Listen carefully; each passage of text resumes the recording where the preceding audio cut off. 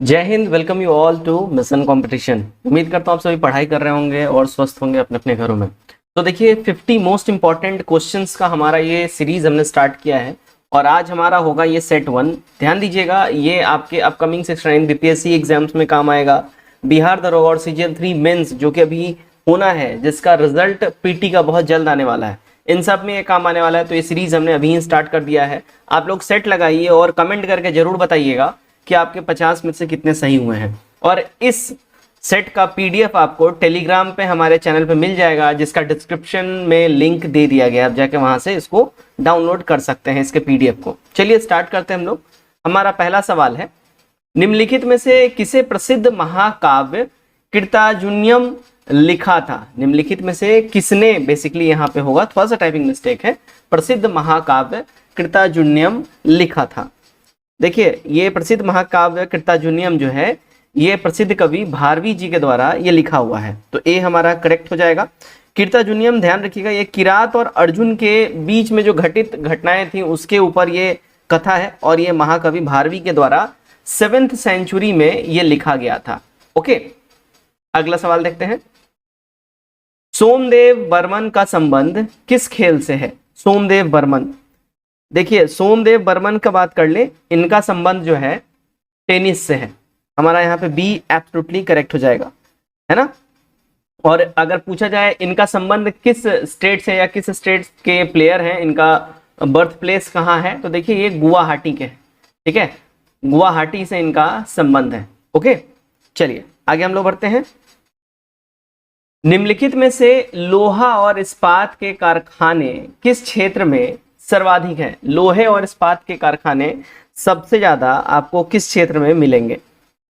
देखिए सबसे ज्यादा आपको लोहे और इस्पात के कारखाने छोटा नागपुर के पठार वाले रीजन में आपको ये देखने को मिलेगा। ठीक है, छोटा नागपुर का जो पठार है ये कहाँ पे आपको देखने मिलता है? देखिए पूर्वी भारत, अपना जो पूर्वी भारत वाला हिस्सा है वहां पे अपना को ये छोटा नागपुर पठार का हिस्सा देखने को मिलता है, जो कि लाई करता है, ध्यान रखिएगा, अपना पूर्वी भारत मतलब इस तरफ का जो एरिया है प्रॉपर, इधर का एरिया में। इधर में देखिए झारखंड अपना हो गया, झारखंड में आपको इसका फैलाव दिखेगा। ठीक है, झारखंड के अलावा ये उड़ीसा में भी इसका जो है आपको थोड़ा सा हिस्सा दिखेगा। झारखंड उड़ीसा में जो है मेनली ये लाई करता है छोटा नागपुर का पठार। ओके, 3 हो गया, 4 देखते हैं। संक्रमित कोशिकाओं से अन्य गैर संक्रमित कोशिकाओं की रक्षा के लिए संक्रमित कोशिकाएं कौन सा प्रोटीन स्रावित करती हैं? देखिए संक्रमित कोशिकाएं जो है, अगर हम इनकी बात कर ले, कौन सा प्रोटीन ये स्रावित करती हैं? देखिएगा ये स्रावित करती हैं इंटरफेरॉन। संक्रमित कोशिकाओं से अन्य गैर संक्रमित कोशिकाएं यानी वैसी कोशिकाएं जो डैमेज हो चुकी हैं, और जो अच्छी कोशिकाएं उनको बचाने के लिए, डैमेज कोशिकाओं को बचाने के लिए अन्य जो बढ़िया कोशिकाएं हैं, जो बिल्कुल ही फ्रेश कोशिकाएं हैं, वो जो संक्रमित कोशिकाओं के लिए जो प्रोटीन सिक्रीट करती है उसको हम लोग बोलते हैं इंटरफेरॉन। राइट, सी हमारा यहाँ पे बिल्कुल ही करेक्ट हो जाएगा। 5 देखिए, राज्यसभा के सदस्यों के निर्वाचन का प्रावधान किस देश के संविधान से लिया गया है? तो राज्यसभा के सदस्यों के निर्वाचन का प्रावधान जो है, देखिए साउथ अफ्रीका के संविधान से ग्रैब किया गया है ना। भारतीय संविधान का प्रस्ताव जो है, ये भारतीय संविधान में संशोधन का जो प्रस्ताव है इसकी बात करें, दक्षिण अफ्रीका से लिया गया है। और यहीं से देखिए राज्यसभा के सदस्यों का निर्वाचन का भी प्रावधान लिया गया है, संशोधन का भी प्रावधान लिया गया है। संविधान संशोधन देखिए भाग 20 में आपको ही मिलेगा। कहाँ मिलेगा? भाग 20 में मिलेगा, है ना। आर्टिकल 368 में इसके बारे में सारा प्रावधान आपको देखने को मिल जाएगा, है ना। चलिए, समर यूथ ओलंपिक 2018 की मेजबानी किस देश ने की थी? समर यूथ ओलंपिक की बात कर ले, देखिए इसकी मेजबानी जो है समर यूथ ओलंपिक, है ना, अर्जेंटीना ने करी थी। हमारा सी करेक्ट हो जाएगा। क्लियर, चलिए ये देखिए 2018 समर यूथ ओलंपिक जो हुआ था उसमें की बात हो रही है। ठीक है, अगला देखिए, गंगा एक्शन प्लान की शुरुआत किस वर्ष की गई थी? गंगा एक्शन प्लान की बात कर ले, इसकी शुरुआत साल 1986 में ये स्टार्ट हो गया था, गंगा एक्शन प्लान। ठीक है, प्रथम चरण में जो है, ध्यान रखिएगा, फर्स्ट फेज की बात हो रही है। इस फर्स्ट फेज में गंगा एक्शन प्लान के तहत, है ना, 1500 करोड़ रुपए खर्च करने की बात करी गई थी, 1500 करोड़ रुपया, ठीक है। और ध्यान रखिएगा ये 1986 में स्टार्ट हुआ था और 31 मार्च 2000 तक ये चला था, है ना। फिर उसके आगे आगे अभी करेंटली नमामि गंगे वगैरह ये सभी प्लान चल रहा है, लेकिन एग्जैक्टली गंगा एक्शन प्लान जो है, गंगा को स्वच्छ करने के लिए, घाटों को डेवलपमेंट करने के लिए, ये सब 1986 में ही प्लान स्टार्ट हो गया था और इसमें 1500 करोड़ रुपए स्टार्टिंग में खर्च करने का बात हुआ था और ये साल 2000 तक ये चला था। मद्रास राज्य का नाम बदलकर तमिलनाडु किस वर्ष किया गया? देखिए इसका नाम बदल के तमिलनाडु जो है साल 1969 में किया गया था। सी एब्सोल्युटली करेक्ट हो जाएगा। खिलजी वंश का संस्थापक कौन था? देखिए खिलजी वंश की बात कर ले, इसके संस्थापक की, तो देखिए ये अलाउद्दीन खिलजी था, राइट। हमारा यहाँ पे ए बिल्कुल ही करेक्ट हो जाएगा। जलालुद्दीन फिरोज खिलजी जो है ये गुलाम वंश से संबंधित है, जलालुद्दीन फिरोज खिलजी, है ना।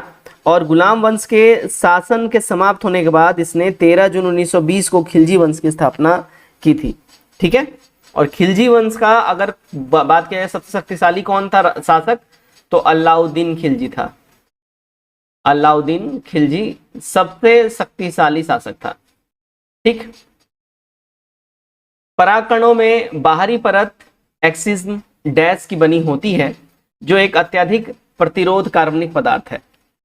देखिए भाई ये बनी होती है, अगर हम बात कर ले तो परागकणों की बनी होती है, ठीक है। परागकणों की बनी होती है जिसको हम लोग देखिए स्पैरोपोलोनिन भी कहते हैं। सी हम लोग हमारा जो है एक्जैक्टली करेक्ट हो जाएगा।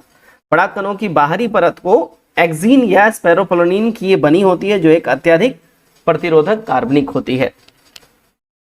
किस सरकार आयोग की रिपोर्ट के आधार पर भाषाई आधार पर आंध्र प्रदेश के निर्माण के बाद अन्य क्षेत्रों में भी इस आधार पर विभाजन की मांग बढ़ गई है? तो ये मांग हुई थी देखिए फजल अली आयोग रिपोर्ट के बाद, ठीक है। फजल अली आयोग रिपोर्ट जो है ना, ये देखिए 1953 में ये प्रकाशित हुआ था, ये आया था। और बेसिकली ध्यान रखिएगा 1953 में न्यायाधीश फजल अली की अध्यक्षता में प्रथम राज्य पुनर्गठन आयोग का गठन ये हुआ था 1953 में, है ना। तो राज्य पुनर्गठन आयोग का गठन 1953 में, फजल अली आयोग, ध्यान रखिएगा, इंपॉर्टेंट क्वेश्चन है ये। चिपको आंदोलन किसके विरुद्ध था? देखिए चिपको आंदोलन की बात कर ले, इसका संबंध था देखिए औद्योगिक विकास के विरुद्ध में, ठीक है। औद्योगिक विकास के विरुद्ध में क्यों था? तो औद्योगिक विकास के लिए जंगलों की कटाई हो रही थी, ठीक है। तो जंगलों की कटाई रोकने के लिए जो वहां पे जो जितने भी कार्यकर्ता थे वो पेड़ों को पकड़े खड़े हो जाते थे, बोलते हैं जंगल के साथ आप पेड़ों के साथ मुझे भी काट दो। यही था चिपको आंदोलन। और ये स्टार्ट कहां से हुआ था? देखिए उत्तराखंड से हुआ था, ठीक है ना। ये उत्तराखंड से आंदोलन आपका स्टार्ट हुआ था, ध्यान रखिएगा इस बात का, है ना। चमोली जिले से स्टार्ट हुआ था। कब स्टार्ट हुआ था? 1973 में हुआ था। ये ध्यान रखिएगा, ईयर पूछता है, ईयर भी आपको ध्यान रखना है। कुतुबुद्दीन ऐबक की मौत कौन सा खेल खेलते समय हुई थी? देखिए कुतुबुद्दीन ऐबक की जो मौत है अगर हम बात कर लें, ये चौगान खेल रहा था। बेसिकली इसको आप पोलो से इसको कोरिलेट कर सकते हैं। तो अभी करेंटली पोलो में घुड़सवार बॉल को दौड़ाते हुए मारता है, लेकिन उसमें बॉल के जगह मृत पशुएं हुआ करती थी। तो यही खेल खेलते हुए घोड़े से गिर के इसकी मौत हो गई थी। उसको चौगान हम लोग बोलते हैं, है ना। उसका शासन काल जो है, कुतुबुद्दीन ऐबक का शासन काल कब से कब तक रहा था? देखिए इसका शासन काल जो है 1206 से लेके 10 तक रहा था। सिर्फ 4 वर्ष के लिए इसने शासन किया था। सबसे बड़ा केंद्र और सबसे व्यस्त बंदरगाह निम्नलिखित में से कौन सा है? देखिए सबसे बड़ा केंद्र और सबसे व्यस्त बंदरगाह की बात कर लें, ये अपना विशाखापट्टनम बंदरगाह है। सी हमारा यहाँ पे बिल्कुल ही करेक्ट हो जाएगा, ठीक है। भारत में देखिए 13 बड़े बंदरगाह हैं, टोटल 13, जिसमें 200 से अधिक छोटे भी बंदरगाह हैं। ये 13 तो बड़े हैं और 200 से ज्यादा छोटे बंदरगाह भी हमारे इंडिया में एग्जिस्ट करते हैं, ठीक है। और यहाँ अगर हम बात करें विशाखापट्टनम का, ध्यान रखिएगा यह एक प्राकृतिक और जो है गहरा बंदरगाह है, ठीक है। ये नेचुरल है यानी प्राकृतिक है, ठीक है ना, और काफी डेप्थ में है ये, ठीक है, काफी ज्यादा। तो ध्यान रखिएगा इस बात का। आगे बढ़ते हैं। दिल्ली के किस सुल्तान को उसके शासनकाल के दौरान साहसिक फैसले लेने के लिए जाना जाता है? तो साहसिक फैसले लेने के लिए अगर हम बात कर लें, देखिएगा, मोहम्मद बिन तुगलक को जाना जाता है, जिसको हम लोग MBT बोलते हैं शॉर्ट में, ठीक है ना। मोहम्मद बिन तुगलक अपने शासन के दौरान काफी ज्यादा साहसिक फैसला लिया था। ये देखिए, राजमुंद्री अभिलेख से पता चलता है कि सर्वाधिक शिक्षित, विद्वान और योग्य शासक था ये। मोहम्मद बिन तुगलक अपनी सनक भरी योजनाओं, क्रूर कृत्यों और दूसरों के सुख दुख के प्रति उपेक्षा भाव रखने की वजह से भी ये काफी ज्यादा जो है जाना जाता था, है ना। और ध्यान रखिएगा, मोहम्मद बिन तुगलक को जो है इब्न बतूता की पुस्तक रहला में मोहम्मद बिन तुगलक के समय की घटनाओं का वर्णन आपको मिल जाएगा, ठीक है। किसके पुस्तक में? तो इब्न बतूता के पुस्तक रहला में। भारत में GDP का निर्धारण किसके द्वारा किया जाता है? देखिए, इसका निर्धारण किया जाता है केंद्रीय सांख्यिकी संगठन द्वारा, यानी कि CSO के द्वारा, ठीक है। CSO के द्वारा जो है यहाँ पे ध्यान रखिएगा, भारतीय GDP का निर्धारण किया जाता है। तो हमारा ऑप्शन नंबर ए यहाँ पे करेक्ट हो जाएगा, ठीक है। इसको SCO भी बोल दीजिए, ठीक है ना। चलिए भाई, निम्नलिखित में से कौन सा एक मंदी के कारण दिखने वाला लक्षण नहीं है? मंदी के कारण दिखने वाला कौन सा लक्षण नहीं है? देखिएगा, मंदी में मुद्रास्फीतियों में उछाल देखने को आपको नहीं मिलेगा, ठीक है। मुद्रास्फीति गणितज्ञ आकलन पर आधारित एक अर्थशास्त्रीय अवधारणा है बेसिकली, और इसमें जब मुद्रास्फीति जब होता है उसमें चीजों की कीमतों में काफी ज्यादा बढ़ोतरी होती है और मुद्रा की कीमतों में कमी हो जाता है। वैज्ञानिक ढंग से अगर देखा जाए तो इसी को मुद्रास्फीति कहते हैं हम लोग, ठीक है। चलिए 18, मंदिरों के स्थापत्य में गोपुरम का क्या मतलब है, क्या अर्थ है? तो गोपुरम का मतलब जो होता है, देखिएगा, गोपुरम का मतलब होता है द्वार, ठीक है। मंदिरों के अगर बात कर ले इसमें, तो मंदिरों के स्थापत्य में गोपुरम का मतलब होता है द्वार। और दक्षिण भारत में, ये ज्यादा साउथ इंडिया में जो है ना आपको इसका प्रचलन मिलेगा। कहाँ पे? साउथ इंडिया में आपको ज्यादा प्रचलन मिलेगा गोपुरम का। दक्षिण भारतीय निर्माण शैली, अरे हम बात करें गोपुरम जो है, ये देखिए द्रविडियन शैली का एक उदाहरण है। किसका? द्रविड़ निर्माण शैली का, ठीक है ना। द्रविड़ निर्माण शैली का जो है ये आपको एक उदाहरण है, ठीक है। ध्यान रखिएगा इस बात का, क्लियर। चलिए आगे बढ़ते हैं हम लोग। सामान्य कानूनी अधिकारों के लिए आदेश जारी करने की शक्ति किस न्यायालय के पास होती है? देखिएगा, ये शक्ति जो है ना, समान कानूनी अधिकार के आदेश जारी करने के लिए, ये शक्ति होती है, ध्यान रखिएगा, उच्च न्यायालय के पास, यानी कि सुप्रीम कोर्ट के पास, राइट।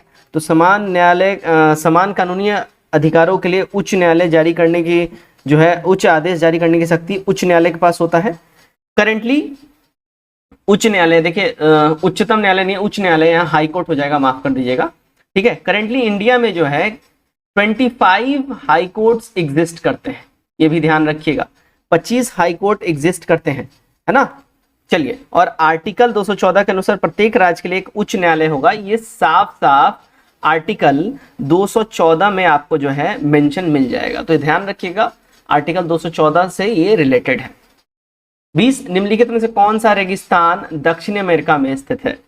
दक्षिणी अमेरिका में जो स्थित रेगिस्तान है वो देखिए है पेंटागोनियन मरुस्थल, राइट। बी हमारा करेक्ट हो जाता है। लंबी दूरी के मापन के लिए किस मापन विधि का उपयोग किया जाता है? तो जो विधि होता है उसको हम लोग बोलते हैं समानांतर विधि। लंबी दूरी के मापन के लिए इसका इस्तेमाल होता है। 22 देखते हैं, 2002 में किस संविधान संशोधन के द्वारा शिक्षा को मूल अधिकारों में शामिल किया गया है? तो शिक्षा को मूल अधिकारों में जो है, ध्यान रखिएगा, ये जो शामिल किया गया है 83वां संविधान संशोधन के द्वारा एड ऑन किया गया है। ये कब संशोधन हुआ था? 2002 में हुआ था, ध्यान रखिएगा। इसमें जो है राज्य को 6 से 14 साल तक के बच्चों को जो है ना, 6 to 14 ईयर्स के बच्चों को जो है प्री एंड कंपलसरी एजुकेशन देने की बात करी गई थी, है ना, अनिवार्य शिक्षा। और ये देखिए आर्टिकल 21 के तहत, ध्यान रखिएगा, निजता का अधिकार भी इसको कहा जाता है। राइट टू प्रिवेसी के तहत ये आर्टिकल 21 में आपको आ जाता है ना, ये भी ध्यान आपको रखना है। चलिए आगे हम लोग बढ़ते हैं। और देखिए ये जो है ना 6 से 14 साल के बच्चों को जो है फ्री एजुकेशन या कंपलसरी एजुकेशन, ये आपको फंडामेंटल राइट्स में भी मिल जाएगा, डीपीएसपी में भी मिल जाएगा, directive principle of state policies, और फंडामेंटल ड्यूटीज में भी इसकी बात करी गई है। ये तीनों में ही आपको इसकी बातें मिल जाएंगी, ध्यान रखिएगा इस बात का। निम्नलिखित में से अंतिम ऋणदाता कौन होता है? अंतिम ऋणदाता जो है, ठीक है, इनमें से अगर हम बात कर ले, देखिए अपना आरबीआई होता है, भारतीय रिजर्व बैंक, बी हमारा करेक्ट हो जाएगा। भारतीय रिजर्व बैंक अधिनियम देखिए 1934 में है ना, इसके अनुसार 1 अप्रैल 1935 को इसकी स्थापना हुई थी। ओके, और 5 करोड़ की अधिक पूंजी से 1949 में राष्ट्रीयकरण के बाद जो है भारत सरकार का पूर्ण स्वामित्व इस पे हो गया। तो अगर हम बात करें एस्टैब्लिशमेंट इसकी कब हुई थी, देखिए 1934 में जो है इसकी नींव पड़ी और पूर्णतः 1935 में इसकी स्थापना हो गई, 1949 में इसका राष्ट्रीयकरण हुआ, नेशनलाइजेशन हुआ। ठीक है, ध्यान रखिएगा इस बात का। आगे बढ़ते हैं हम लोग। विजयालय जो चोल वंश के संस्थापक था वह पहले सामंत था किसका? देखिए वो पहला सामंत था पल्लवों का, राइट, सी हमारा यहाँ पे करेक्ट हो जाएगा। पल्लव राजवंश जो है ये देखिए दक्षिण भारत का एक राजवंश में से एक है ना, और इसे कांचीपुरम राज्य की स्थापना बेसिकली इन्होंने करा था। मुद्रा संरक्षण की किस विधि के द्वारा रेत के टीलों के निर्माण और रेगिस्तान के ही स्थिति कारण में योगदान मिलता है? देखिएगा इसके निर्माण और योगदान की बात कर लें, कहाँ मिलता है? देखिए ये आपको मिलेगा छायादार कृषि, ठीक है, हमारा ए करेक्ट हो जाएगा। ठीक है ना, तो मुद्रा संरक्षण की छायादार कृषि के द्वारा रेत के टीलों के निर्माण और रेगिस्तान के स्थिरीकरण में योगदान मिलता है। स्वतंत्र भारत का पहला गवर्नर जनरल कौन था? स्वतंत्र भारत का पहला गवर्नर जनरल, तो आप सभी को आई होप ये वाला तो पता होना ही चाहिए, लॉर्ड माउंटबेटन हो जाएगा। ठीक है ना, तो हमारा यहाँ पे बी एब्सोल्युटली करेक्ट हो जाएगा। ठीक है, और ध्यान रखिए स्वतंत्र भारत का अगर बात करें प्रथम भारतीय तो सी राजगोपालाचारी हो जाएंगे। ठीक है, चलिए आगे हम लोग बढ़ते हैं। 1 जनवरी 2015 को निम्नलिखित में से किस सरकारी निकाय का नाम बदलकर नीति आयोग कर दिया गया? डेट याद रखिएगा, ये डेट काफी इंपॉर्टेंट है, बहुत बार पूछ चुका है। तो ये नाम चेंज किया गया, अगर हम बात कर लेते हैं, ठीक है ना, ध्यान रखिएगा योजना आयोग का नाम बदलकर यानी प्लानिंग कमीशन का नाम बदलकर नीति आयोग नाम रख दिया गया। ठीक है, ध्यान रखिएगा योजना आयोग के संस्थापक कौन थे? योजना आयोग के संस्थापक थे जवाहरलाल नेहरू जी। ठीक है, इसकी स्थापना कब हुई थी योजना आयोग की? तो इसकी स्थापना की अगर हम बात कर ले 1950 में हुआ था। इसकी स्थापना कब हुई थी? 1950 में इसकी स्थापना हुई थी, और इसका मुख्यालय कहाँ है? न्यू दिल्ली में इसका मुख्यालय है। ध्यान रखना है आप लोगों को। वर्तमान में जो है करेंटली प्रधानमंत्री के द्वारा इसका नाम बदलकर नीति आयोग कर दिया गया है। ठीक है, नीति आयोग कब किया गया? 1 जनवरी 2015 को। क्लियर है? चलिए, दिए गए किन्हीं दो माध्यमों में से एक माध्यम का आपती कोण दूसरे माध्यम के अपवर्तक कोण के 90 डिग्री होने पर वह क्या कहलाएगा? देखिएगा वो क्या कहलाएगा, तो उसको हम लोग बोलेंगे क्रांतिक कोण। ए हमारा यहाँ पे बिल्कुल ही सही हो जाएगा। क्वेश्चन नंबर 30 देखते हैं हम लोग। मरे डार्लिंग नदी बेसिन निम्नलिखित में से किस देश में है? देखिए मरे डार्लिंग नदी बेसिन की बात कर लें। ओके, तो मरे डार्लिंग नदी बेसिन जो है ये आपको ऑस्ट्रेलिया में दिख जाएगा। सी हमारा यहाँ पे एब्सोल्युटली करेक्ट हो जाएगा। देखिए ये ऑस्ट्रेलिया की नदी तथा दक्षिण महासागर में ये जो है जाके गिरती है, ऑस्ट्रेलिया की नदी है। ठीक है, और मेडागास्कर हिंद महासागर में स्थित है। ये सब बेसिक सी चीजें आपको पता होनी चाहिए। 31 संगुक्मित डिकेटन बेजक्यूनोन के निर्माण के लिए फिनॉल किस अम्ल के ऑक्सीकृत होता है?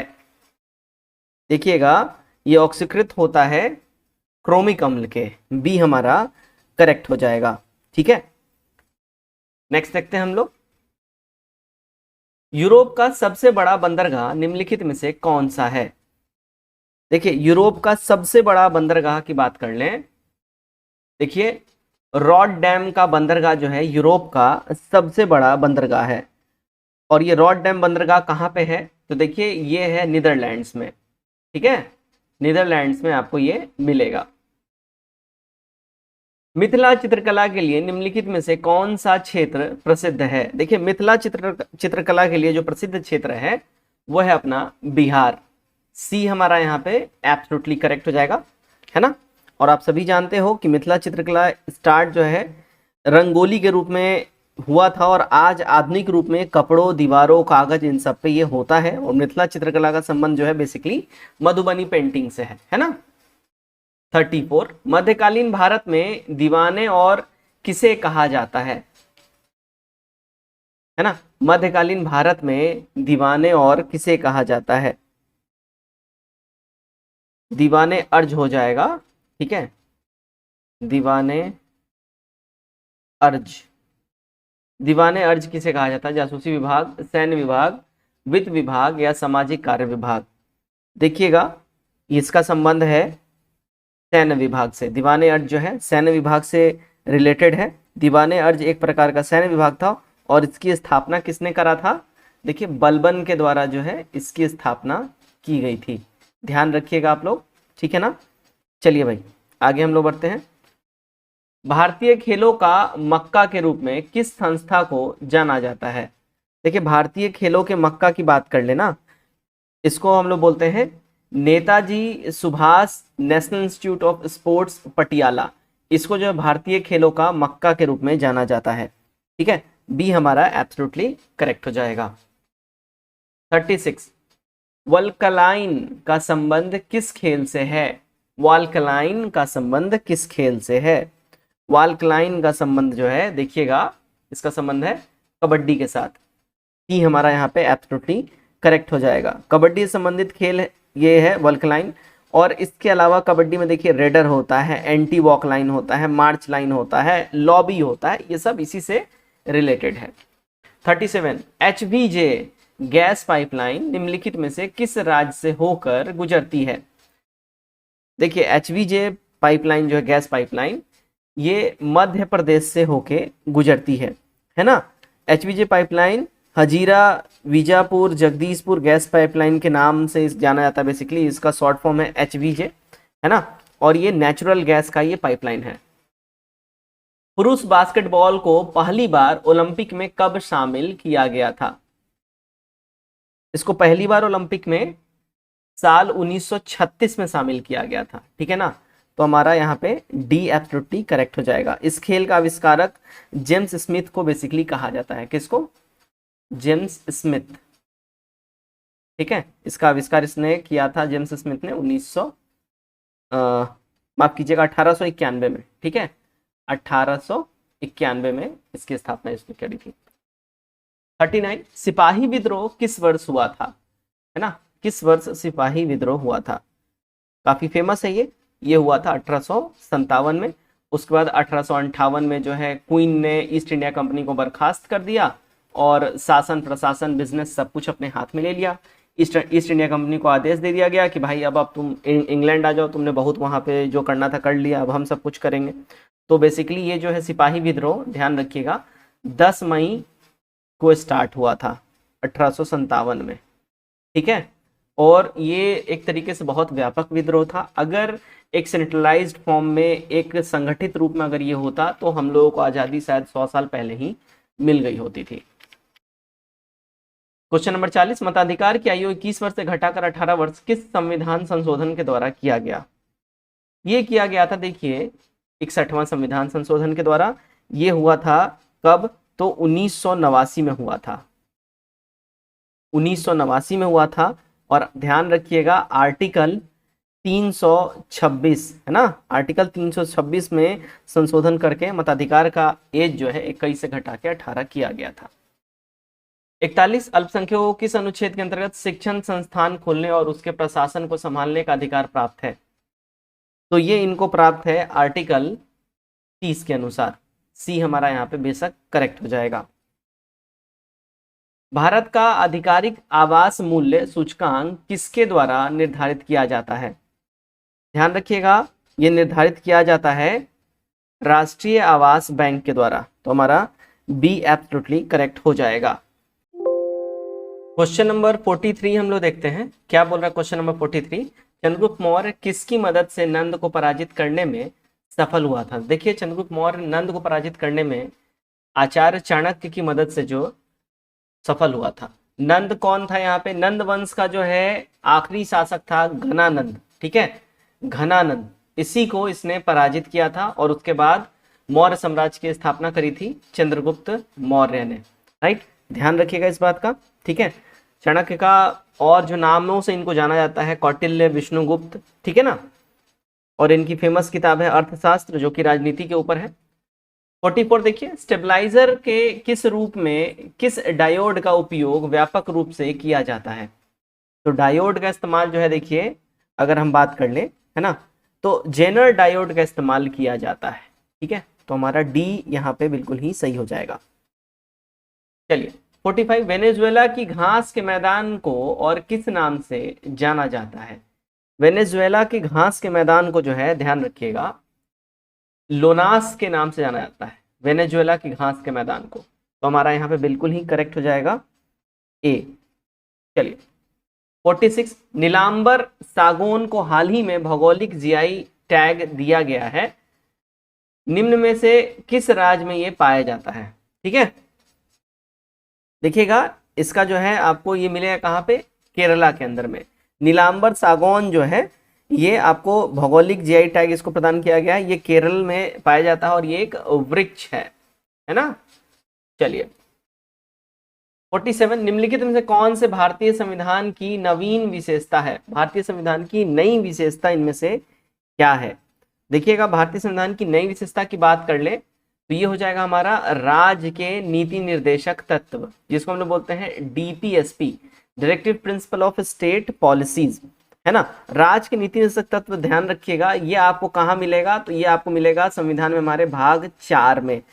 और आर्टिकल्स की बात करें तो आर्टिकल्स देखिएगा 36 से लेके 51 तक में आपको ये मिलेगा।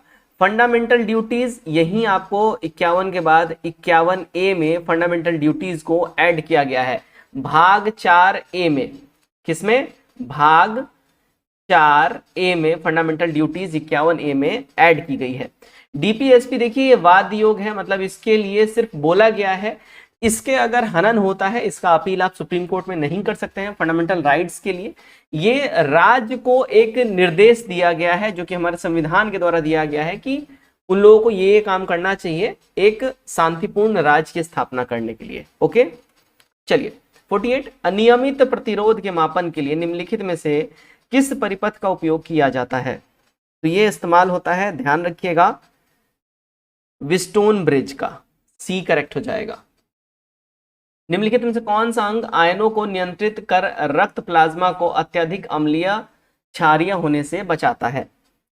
तो ये बचाता है देखिए हमारा किडनी, जिसको हम लोग हिंदी में क्या बोलते हैं, विक, है ना, विक हम लोग बोलेंगे हिंदी में, इंग्लिश में हम लोग बोलते हैं इसको किडनी, ठीक है। किडनी के अध्ययन को हम लोग बोलते हैं नेफ्रोलॉजी, आप लोगों को ये ध्यान होना चाहिए, ठीक है ना। और अत्यधिक ये अंग जो है ध्यान रखिएगा रक्त में अत्यधिक प्लाज्मा को जो है ये फिल्टर करता है और हमारे ब्लड को जो है टॉक्सिक होने से यानी क्षारीय होने से, एसिडिक होने से बचाता है। 50, निम्नलिखित में से किस तत्व में धात्विक और अधात्विक दोनों विशेषताएं पाई जाती हैं। तो ये पाई जाती हैं देखिए मेटलाइड में, बी हमारा यहाँ पे करेक्ट हो जाएगा, ठीक है। ओके चलिए तो फ्रेंड्स ध्यान रखिए हमारा सेट 1 यहाँ पे कंप्लीट होता है। उम्मीद करता हूं आपने इसमें 50 में से मैक्सिमम क्वेश्चन सही करे होंगे। कमेंट करके अपना स्कोर जरूर कमेंट करिए, मेंशन करिए। वीडियो अच्छा लगे वीडियो को लाइक करिए, वीडियो को शेयर करिए अपने मित्रों में और जरूर से जरूर चैनल को सब्सक्राइब कर लीजिए ऐसे ही वीडियो के लिए। धन्यवाद।